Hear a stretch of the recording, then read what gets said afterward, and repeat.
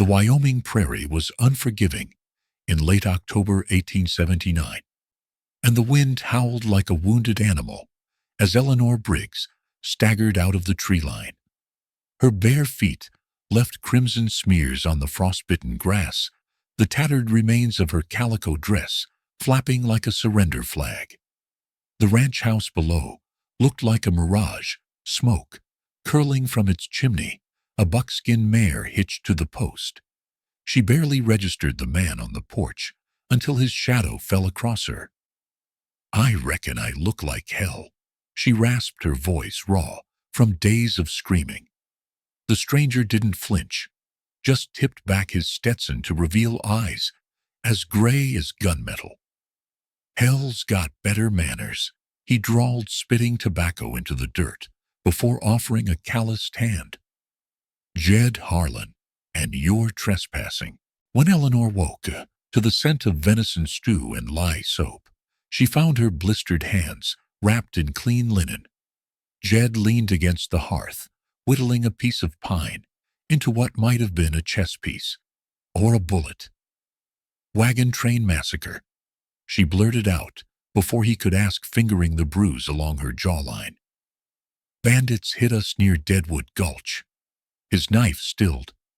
"That's so funny, Sheriff rode through yesterday saying it was Cheyenne Raiders." The lie curdled in her stomach. She'd seen those bandanas up close, recognized the Confederate cavalry tattoos.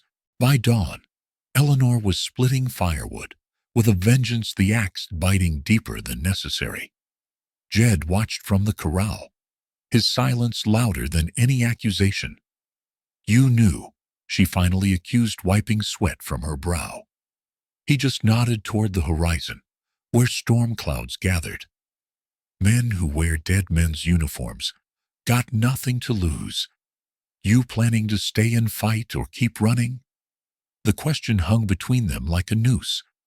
That's when the first gunshot rang out close enough to send the buckskin mare rearing. Jed didn't even blink, just tossed Eleanor his Winchester. "Welcome to Wyoming, darling. Hope you remember how to shoot." Over black coffee thick as crude oil, she learned Jed's wife had died in a raid 2 winters back. Not by Cheyenne arrows, by so-called miners who'd mistaken her Navajo jewelry for gold. "Funny thing about justice, huh?" he muttered, cleaning his Colt with methodical precision. "Sometimes it needs a woman's touch." Eleanor smiled for the first time in weeks, the weight of her dead brother's derringer suddenly comforting in her apron pocket. Outside, the wind carried the scent of rain and gunpowder. The storm was coming, and so were they. Eleanor Briggs found purpose in the small things, replacing the rusted hinge on the chicken coop with salvaged nails, scrubbing Jed's trail-worn shirts in the icy creek until her knuckles cracked. He never thanked her, but she caught him once, running a thumb over the neat stitches she'd put in his torn flannel, his expression unreadable. "That one's been waiting 2 seasons, he muttered when she noticed. She smirked, threading a fresh needle. "Bet I can make it last 2 more. That night, she patched it by firelight, while he cleaned his revolver, the rhythmic scrape of steel on wool filling the silence. Every so often she'd glance up to find his gaze on her, not hungry, just measuring, like she was a puzzle he couldn't quite solve. The morning she found him currying the buckskin mare, she blurted out the question that had been gnawing at her. "You ever get lonely out here?" Jed didn't pause, just kept working the brush in long strokes. "Loneliness ain't the enemy, darling. It's the company you keep that'll kill you." The mare snorted as if in agreement. Eleanor stepped closer, straw crunching underfoot. "I don't aim to be that kind of company." For the first time he looked at her full on, his eyes tracing the scar on her collarbone, the one she'd gotten defending her brother's farm back in Ohio. "I know," he said softly. Then, even quieter, "You can stay long as you please." Winter came howling in early that year. The first snow caught them off guard, piling knee-high by dawn. Eleanor stood at the window watching it blanket the prairie when Jed's reflection appeared beside hers. Wyoming winter's got teeth, he warned, handing her a chipped mug of coffee, strong enough to strip paint. She took a sip, shuddered, and grinned. So do I. Something shifted between them then. That night when her fingers accidentally brushed his, while reaching for the last biscuit, neither pulled away. The fire popped, sending embers swirling like desert stars. Never figured I'd feel anything but cold again, she admitted, staring into the flames. Jed's calloused hand covered hers. Funny how that works. Come morning the storm had passed, leaving the world hushed and glittering. Eleanor hauled open the barn door to find Jed mending a saddle, his breath fogging in the icy air. The mare, now hers to tend, nudged her shoulder with a velvety muzzle. Damn traitor, Jed grumbled, but there was no heat in it.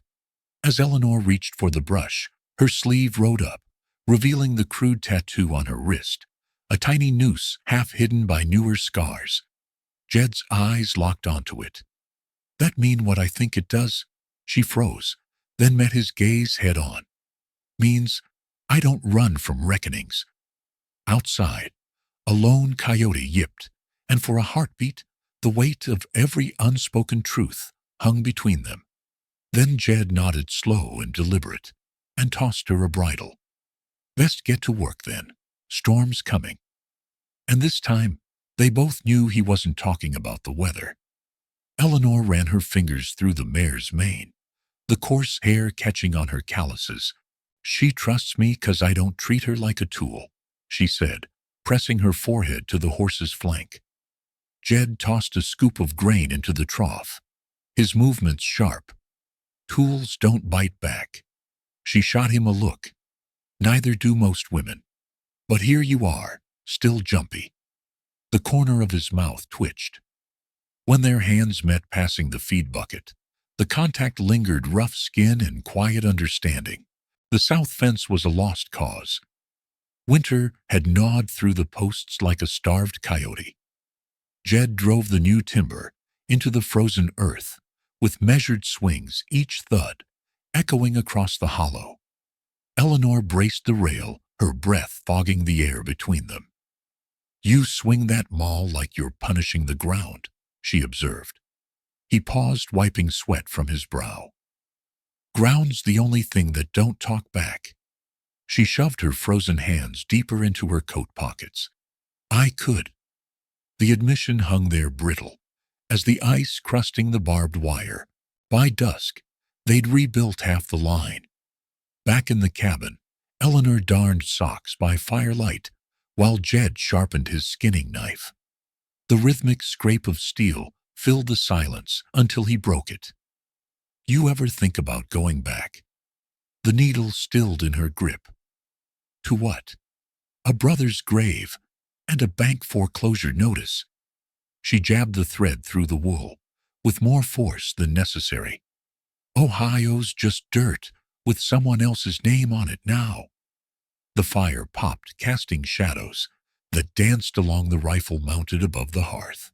Jed set the whetstone aside. Clara used to say land remembers. His thumb traced a notch in the knife's handle, a tally mark maybe, or a scar. She's buried out past the ridge where the wild roses grow. Took me 3 years to stop talking to her ghost. Eleanor's hands went still. Outside, the wind moaned through the eaves. What changed? She asked softly. He looked up, his gaze catching the firelight. You showed up wearing the same look she had when I first met her, like the world had taken everything but your spine. Morning brought the scent of burning cedar and salt pork. Eleanor found her coat, hanging by the door, the torn seam repaired with uneven stitches. Jed stood at the stove, his back rigid. Ain't pretty, he muttered, but it'll hold. She ran her fingers over the clumsy mending, something warm, unfurling in her chest. Spring comes. We'll need supplies, he said abruptly. Town's a hard ride. She buttoned the coat slowly, deliberately. "I've faced worse than busybodies." The silence stretched, then so quiet, she almost missed it. "They'll ask questions about us." She met his eyes across the rooms, her chin lifting. "Let them." Something dangerous flickered in his expression. He crossed the space between them in 2 strides, his calloused hand brushing the mended seam. "People will talk." Eleanor didn't flinch. People always do. Outside, the mare whinnied, and the wind carried the promise of snow. But in that moment, the only storm that mattered was the one in Jed's eyes, as his fingers finally laced through hers. The snow fell in thick, silent waves as Eleanor stood at the barn door, watching dusk bleed across the Wyoming hills. Jed came up beside her, his coat flapping open to reveal the colt strapped to his hip, always within reach, even here. "You ever think about riding south?" she asked, her breath curling in the cold. He adjusted his hat, shadows hiding his eyes. "Thought about it once. Then I found something worth staying for." She didn't smile, just turned her palm up between them. His calloused fingers slid through hers, like a key finding its lock. No poetry, no promises, just 2 survivors learning to stand still. For a week, the snow painted the world white, muffling everything but the crackle of the hearth and the rhythm of their shared silence. Each morning, Eleanor rose before dawn, her boots crunching through the frost to gather firewood. The old wounds on her ribs had faded to dull aches, but the memory of how she'd gotten them, the bandits' laughter, the smell of gunpowder and blood, still woke her some nights. Today, though the sky cleared and sunlight gilded the frozen earth, Jed was out checking traps along the creek, leaving her alone on the porch with his grandmother's rain-stiffened gloves. She worked the leather between her fingers, wondering about the woman who'd worn them before. When Jed returned, he tossed a small deerskin pouch onto the table. "Found this wedged in the rocks near Dead Man's Gulch." Inside were buttons, bone brass, one carved from antler, and a thimble worn smooth by decades of use. Eleanor's breath caught. "My ma had one like this," she whispered, rolling the antler button between her fingers. "Said it came from her first buck." Jed studied her face as she traced the thimble's rim. "Keep it," he said gruffly, turning to skin the hair he'd brought.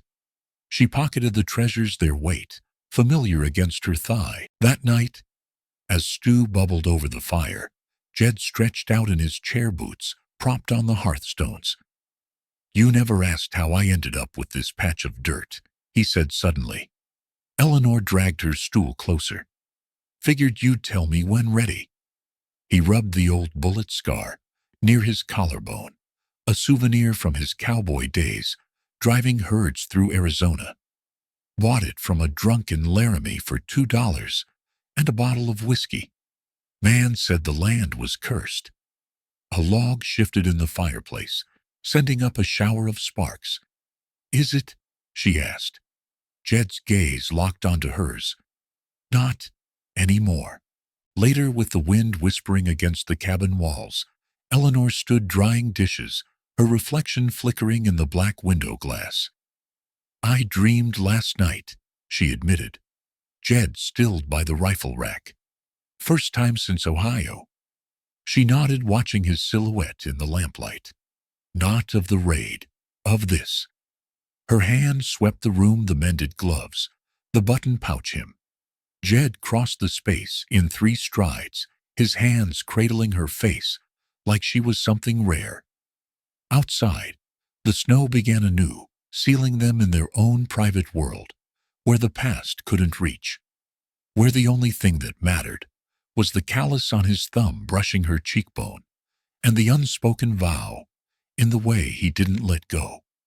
The fire had burned low when Eleanor spoke into the darkness. "I saw my brother in my dream last night." Jed's hands stilled on the rifle he was cleaning. "He just stood there at the edge of that cornfield back home, watching me with those quiet eyes of his. Ah, she traced the quilt stitching with a calloused finger. Did he speak? Jed asked, his voice rough like gravel. She shook her head. Didn't need to. I always knew what he was saying without words. Jed set the rifle aside. The oil rag crumpled in his fist. Clara used to appear in my dreams too, always brushing her hair by the pasture fence, never turning around. The clock on the shelf ticked like a slow heartbeat between them. Does it ever stop hurting? Eleanor whispered. Jed's jaw worked. No. But after a while the pain wears smooth like a river stone. At first light she found him outside, nailing an iron bell to the barn wall. Snow dusted his shoulders as he stepped back to inspect his work. Figured you might need to call me when I'm upridge, he said, as if explaining a broken hinge rather than this act of quiet devotion. Eleanor reached up her fingers, brushing the weathered rope. The bell gave a soft, clear tone that hung in the frozen air. I'll only ring it if it's important, she promised. Jed caught her wrist, his thumb pressing against the pulse point. Ring it whenever you damn well please. That night, she didn't retreat to her cot. When Jed returned from checking the livestock snow, melting in his dark hair, she stood waiting by the hearth. I'm done sleeping in corners, she said, her voice steady, despite the hammering in her chest. Jed froze his shadow, stretching across the floorboards between them. I want to wake up, knowing this is real, that I'm not just passing through. For a breathless moment, he didn't move. Then he crossed the room in 3 strides, his work-roughened hands framing her face like she was something precious. Their foreheads touched breath, mingling in the firelight. No vows were spoken. They'd both seen too many words turn to dust. Instead, he led her to bed, with a quiet certainty that said more than poetry ever could. Spring came slow that year. Eleanor sat on the sun-warmed stone by the well, repairing the torn saddlebag that had carried Jed's belongings halfway across the territory. The leather was supple under her hands, the needle moving with the same steady rhythm as her heartbeat these days, no longer frantic, just strong and sure. Jed appeared from the tree line, leading a mule piled with cut timber. He didn't speak, just crouched beside his tool bench and began polishing his bridle buckles. Yours was coming apart at the seams, she said, holding up the mended bag. Would have left you stranded somewhere between here and Cheyenne. Jed ran a thumb over her neat stitches, his eyes lingering on the sun-kissed skin at her collar, where the nightmares no longer showed. Ain't nowhere I need to be. That's not right here, he said. And for the first time in her life, Eleanor believed it. Later, as the sunset painted the prairie gold, she found the old antler button from the pouch sewn onto her coat collar, a small solid weight over her heart. Jed said nothing. When he saw it, just pressed his lips to the spot where it rested. As the last light bled across the land they'd both fought so hard to call home. Eleanor ran her thumb along the frayed edge of the saddlebag, the thread snapping taut between her fingers. You've got an eye for what's coming apart, Jed observed, watching her work from where he polished his bridle. She didn't look up. Survival habit. You either fix what's breaking, or it leaves you stranded in the wilderness. The needle flashed in the sunlight as she tied off the knot with her teeth.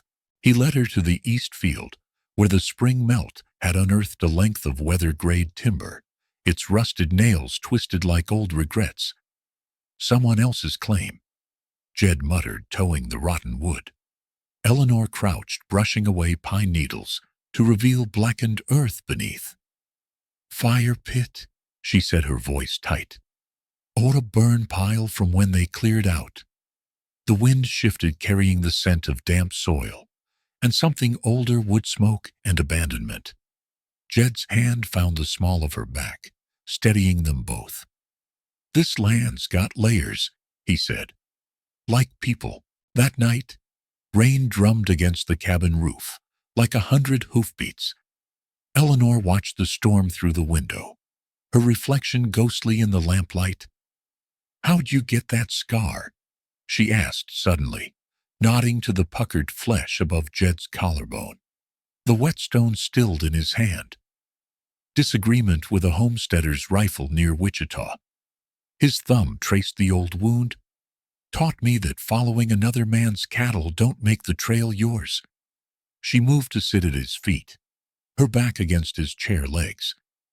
"What would you be if not a cowboy?"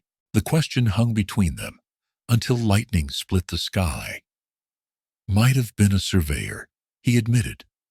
"Always liked knowing what lay over the next ridge." Eleanor smiled, remembering the charcoal sketches she'd hidden in her brother's Bible dreams, too fragile for the Ohio winters. "I used to draw houses," she confessed, "with wide porches and roses by the steps." Jed's calloused hand came to rest on her shoulder. "You're living in one now." Dawn brought the sharp perfume of rain-washed earth. Eleanor returned from the henhouse to find Jed splitting wood, his muscles corded with effort. She leaned against the post, watching sweat carve trails through the dust on his arms. "We should add a proper pantry," she said, "and maybe a porch swing." The axe froze mid-swing. Jed turned his gaze hotter than the rising sun. "That a proposal, Briggs?" She stepped forward, mud caking her boots. "It's a fact." He didn't kiss her then. Didn't need to. The way his hands trembled just slightly as he reached for her told her everything: how a man who'd spent his life measuring distances had finally found something he didn't need to map. Behind them, the iron bell Jed had hung last winter chimed softly in the breeze, its sound carrying across land that was no longer just his, but theirs. The lamplight flickered as Jed unfolded the rough sketch on the table, his knuckles brushing against Eleanor's work-roughened fingers. The penciled lines showed their cabin with an addition, a proper bedroom with space enough for a real bed instead of cots, and a wide porch shaded in with careful strokes. "Ain't no architect," he muttered, his voice gruff, "but I reckoned you'd want room for that garden table you mentioned." Eleanor traced the outline of the porch with her fingertip to her throat tight. "You remembered." Outside, the Wyoming night held its breath. They began at first light, the hammer's rhythm keeping time with the woodpeckers in the pines. Eleanor held the planks steady while Jed drove the pegs home, sawdust catching in their hair like gold dust. "You got a better eye for square than any ranch hand I knew," he admitted, wiping sweat from his brow. She smirked, hefting another beam. "Turns out, keeping a straight line's the same, whether it's a dress seam or a roof joist." When her shoulder brushed against his as they worked, neither moved away. By midsummer, the new room stood solid, its pine walls glowing honey gold in the sunlight. Eleanor had taken to carving tiny notches on the hidden side of each beam, one for every morning she woke to Jed's quiet breathing, one for every evening they shared stories by the fire. Not a tally, but a testament. The day she asked the question, wildflowers carpeted the lower meadow like a wedding quilt. Jed was shaping cedar rails for the porch when her voice cut through the rasp of his draw knife. "You ever think about taking a wife again?" The tool stilled. He looked up, his hat tipping back to reveal eyes gone dark as storm clouds. "Been thinking on it regular since you fixed my saddlebag." 3 days later, they stood barefoot in the creek shallows, the cold water swirling around their ankles. Widow Elkins clutched her Bible to her chest, while her boy hammered the wooden cross into the bank. The traveling preacher from Medicine Bow recited vows over the rush of the current, his voice nearly drowned out when Jed's hands, still rough with resin, from the new porch, framed Eleanor's face as he kissed her. There were no rings, no finery, just the weight of Jed's grandmother's locket around Eleanor's neck, and the way his fingers trembled slightly when he slipped his mother's wedding band onto her finger, a secret he'd carried since the cattle drives, waiting for someone worth giving it to. That night, as fireflies winked beyond their new porch, Eleanor pressed her palm against the bedroom wall, where the first notch marked the day they'd begun building more than just a house. Jed's arms circled her waist, his lips brushing the sun-warmed skin below her ear.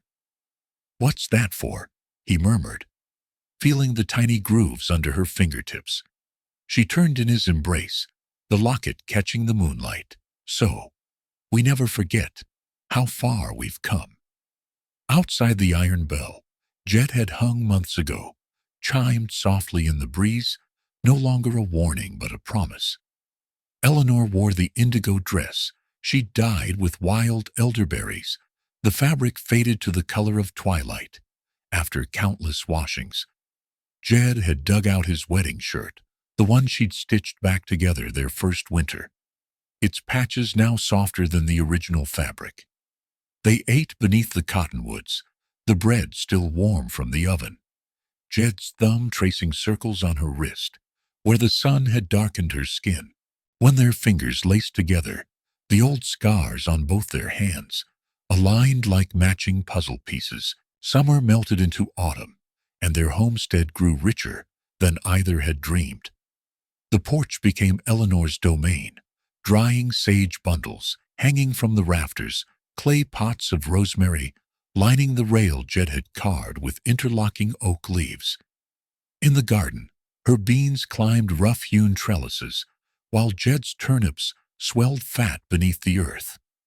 Their monthly trips to town became rituals, stopping at the mercantile, where Mrs. Callahan always saved them, the last jar of molasses, letting their new mare, Alder, drink from the public trough, while Jed pretended not to notice Eleanor slipping sugar cubes to the children playing by the blacksmiths. One crisp morning, she found him staring at the western ridge, where the grasslands met the sky. "You ever wonder what's out there?" she asked, pressing her shoulder against his. He didn't turn, just slid an arm around her waist.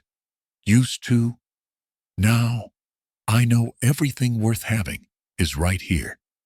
That night on the porch, fireflies blinking in the lavender dusk, Jed cradled her work-roughened hand between both of his. "You happy, Ellie?" The question hung between them, weighted with all the winters they'd weathered. She brought his knuckles to her lips. "Didn't know happiness was something you could build like a fence post by post. But yeah, I am." The years etched themselves into their homestead. The porch wood, silvered by sun, the herb garden sprawling beyond its original bounds. Jed built a proper root cellar, its shelves lined with Eleanor's carefully labeled jars. Though no children came, their home never lacked for laughter. Neighbors' youngsters often stayed for supper, drawn by Eleanor's honey cakes and Jed's tales of cattle drives gone wrong. The old cot remained in the corner, its quilt now covering the winter preserves. Sometimes in the deepest dark before dawn, Eleanor would wake to the whisper of wind through the pines. But it no longer sounded like the gale that had chased her through Deadwood Gulch. This wind carried the scent of turned earth and lavender, of Jed's soap on the pillow beside her. She'd curl into the solid warmth of him, and his arms would tighten around her. Even in sleep, two souls who'd stopped searching the horizon because they'd finally planted themselves where they belonged. On their 10th anniversary, Jed came in from the barn with something hidden behind his back. "Found this near the east fence," he said, producing a gnarled piece of driftwood shaped like a heart. Eleanor turned it in her hands, feeling the years of weathering.